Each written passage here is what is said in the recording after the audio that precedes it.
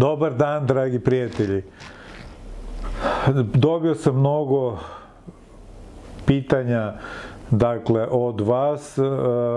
Pitanja su širokog spektra i zaista probat ću u narednim nekim ovim klipovima i u ovoj komunikaciji sa vama da na neki način odgovorim ili da probam da iznesem svoje mišljenje, a naravno vi ćete uvek da uradite onako kako vi smatrate da je najbolje za vas.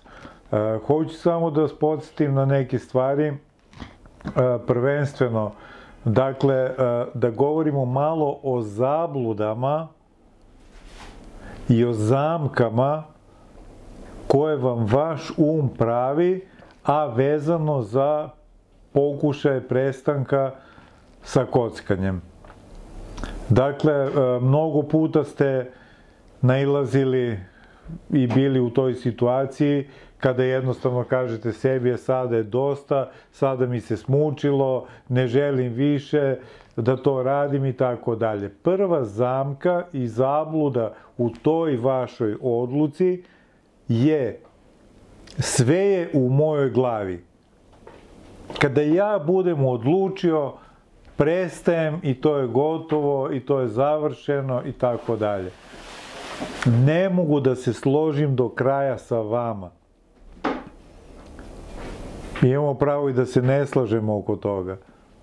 Znači, ja ne mogu da se složim sa vama jer u vašoj glavi u datom trenutku se nalazi problem, a ne nalazi se rešenje. Dakle, ta opcija sve je u mojoj glavi. Pa okej, u mojoj glavi je da upravljam brodom. Jeste u mojoj glavi kada bi prošao sve te edukacije, školovanja i sve već šta je potrebno oko toga, pa je onda u mojoj glavi kako ću ja to i na koji način da radim. Vi to ne znate. I prihvatite da ne znate. Da problem sa kockanjem nije na nivou na kome misli da jeste 99% ljudi. A to je, ja biram da li ću ući ili neću ući, ja biram da li ću kockati ili neću kockati. Pa to je takva zabluda. Ja to prosto, moj mozak ne može da razume posle svih ovih godina bavljenja problemom patološkog kockanja. Jer zaista mislite da se vi pitate u datom trenutku da li ćete ući i igrati rulet ili nećete, da li ćete popuniti tikete, jer mislite da se vi pitate. Ako mislite da se vi pitate, onda jednostavno se zapitajte ono u zagradi, a zašto do sada nisam prestao ako sam želeo da prestanem? Šta je to što je jače od mene? Zašto obećam i u tom trenutku zaista to mislim, pa to ne ispoštujem do kraja?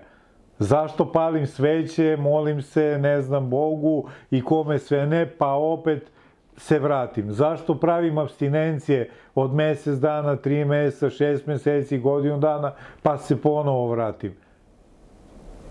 Da se vi pitate, zaista, kao što kažem, 99% vas smatra da to tako jeste, da li biste se onda vraćali? Pa ne bi. Jer svako od vas zna da su te posledice izuzetno teške. Ljudi sa kojima radim i sa kojima se družimo i koji imaju recimo jedan brak iza sebe ili dva, nebitno, i onda pitam koliko je kocka uticala na razvod, prvi odgovor je ne, nije uticalo uopšte, mi se nešto nismo slagali. A niste se slagali, a zašto se niste slagali? Na trećem nivou dođe se potpuno do toga da je kocka uticala na to što se nismo slagali. Znači, govorimo o onim ljudima koji su fair i koji žele da priznaju sebi koliko god da je teška ta istina i koliko god da je teško da se to, kažem, prizna sebi. Znači, prva zabluda je sve to u mojoj glavi. Druga zabluda je negde bliska prvoj i ona kaže kada ja budem odlučio da prestanem, ja ću to da prestanem i to su gluposti, to neću ni da komentarišem uopšte. Apsolutno to ne stoji. Treća zabluda je okriviti neko drugo lice ili treće lice, nebitno. Ja ne bi kockao sigurno, ali me ovo iznervirao, oni mene ne kapiraju, ne znaju kako je sa mnom i tako dalje. Evo, bubica je pala, moram da je namontiram da bi se bolje čuli. Da, i jednostavno, to apsolutno ne stoji. Dakle, da je neko toliko moćan i da je neko mogao toliko da utiče na vas, to apsolutno ne stoji. Ako vi imate odluku i ako vi imate znanje kako da prestanete sa kockanjem, jednostavno niko ne može da utiče na vas. To je poput one čuvene izreke, a to je da u globalu niko ne može da vas iznervira. Znači, niko ne može da vas iznervira. Jedino možete vi sami sebe da iznervirate tako što ćete na vama svojstven i specifičan način, dakle, da prevedete tu neku situaciju koja će vas dovesti, dakle, do toga da se vi iznervirate. Poput toga da niko ne može da vas iznervira, jedino možete sami sebe, tako je, niko ne može da vas natera da kockate, jedino možete iz neznanja da jednostavno završite tamo gde ne želite da završite. Postoje još mnoge zamke, postoje još mnoge rupe u čitavom tom sistemu i uglavnom se one oslanjaju na ego i oslanjaju se na inat. Inat ne može u ovoj situaciji kada se radi o kockanju, inat samo može da vam donese nešto loše dugoročno. Može on da vam pomogne u jednom danu, može da vam pomogne u, ne znam, mesec dana, da vi sad kažete, sad više neću da odem, ni po koju cenu i tako dalje. I onda će se namontirati neka situacija i vi ćete za, nebitno, 3 meseca, 6 meseci ponovo ponoviti taj model vaš ponašanja. I to će biti apsolutno isto kao što je bilo i kao što jeste godinama i unazad. Dakle, ono što ponavljam i ono što pokušavam da vam plasiram, to je da jedino znanjem možete, dakle, da pobedite kockanje i da svoj život, dakle, usmerite ka nekim drugim zdravim stvarima koje vas neće ni blizu boleti, koje će vas radovati, za razliku od kockanja gde možete da se radujete samo prilikom samog čina kockanja, a čim izađete, znači automatski ste nesrećni.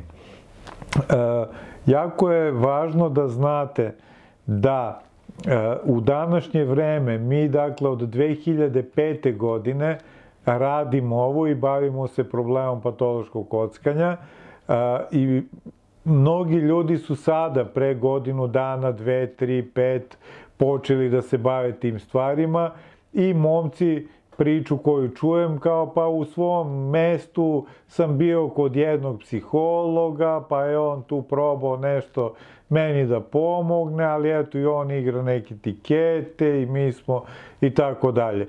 Znači ovo morate da shvatite da je problem koji uništava vas, uništava vaš život, uništava život vaših najbližih.